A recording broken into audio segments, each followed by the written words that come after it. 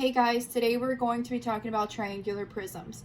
As you can see in this shape, we are going to have 2 triangles and 3 rectangles. And just like I've been doing before, write out the shapes, write out the areas for each shape, and then add it all together. Let's go ahead and get started. The first shape I'm going to do is the triangle. Now I have 2 triangles, one here and one back here. They're going to be the same measurement. So my base is 10, my height is 9. So I'm going to put that over here. Triangle, 1/2 base times height. So I have 1/2, 10 times 9. 10 times 9 is 90, and half of 90 is 45. Now that's just for one of those triangles, and I have 2 of them. So take this number, multiply it by 2. I go right back to 90. So for my 2 triangles, it's 90 inches squared. Okay, let's go ahead and take care of our rectangles. Now for our rectangles, we have one that's on this side, we have one that's on the back, and then we have one that's on the base. So I'm going to start with the front one, and I will label it front, and I'll put a rectangle so I know what shape we're dealing with. Now for my rectangle, it's going to be 14 times 10.3. 14 times 10.3. When I multiply those 2 together, I end up with 144.2.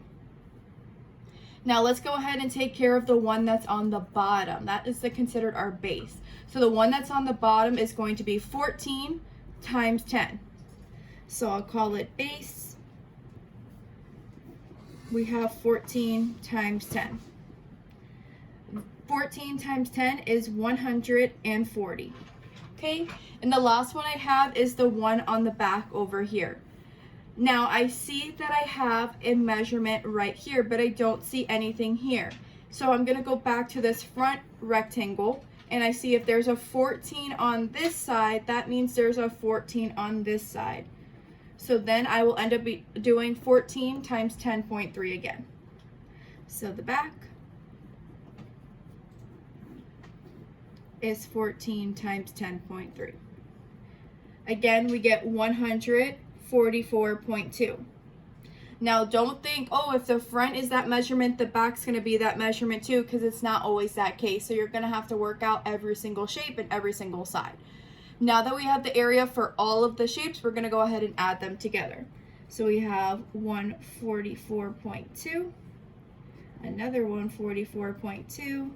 We have 140. I'll give myself a decimal point and a 0 so it lines up correctly. And then the last one is the 90. When I add all of this together, I get 518.4. So my final answer would be 518.4 inches squared.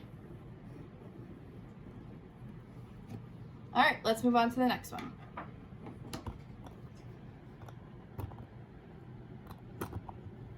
Okay, again, we're dealing with 2 triangles, one on this side, one on this back side, and then we're going to have a total of 3 rectangles. The one in the front, the one kind of laying down this way, and then of course the base. Okay, so for our first triangle, 1/2 base times height. When you're dealing with this one, notice it didn't give me a dotted line like our first one did. That's okay. The way you're going to figure this one out is by using this square, which is called a right angle square. You're going to be looking at this to find your measurements. So my base is going to be 9 and my height is going to be 10. Don't worry about the 13.5. When you have the right angle square, just worry about the 2 numbers that are touching it right there. So we have 1/2. 9 times 10, 1/2 90, half of 90 just like the original problem was 45. We have 2 of those, so times 2 brings me right back to 90. Okay, now I've taken care of both triangles. Let's go ahead and work on the rectangles. So we'll call this one the front rectangle. We're going to do 10 times 9, okay? So we have 10 times 9, which is 90. Okay, let's do the rectangle that I would consider our base because it's the one laying down. So we have base rectangle. We have 10 times 10.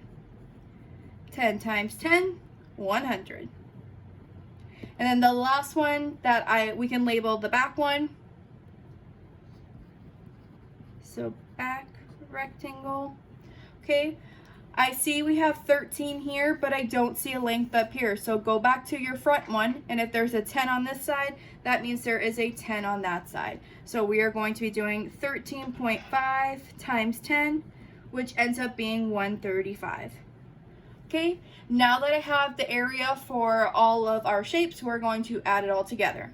So we have 100, 135, we have a 90, and a 90. Okay, once I add all of those together, I end up with 415. So my final answer would be 415 inches squared. All right, if you guys have any other questions, please let me know so I can assist you. Good luck, you got this.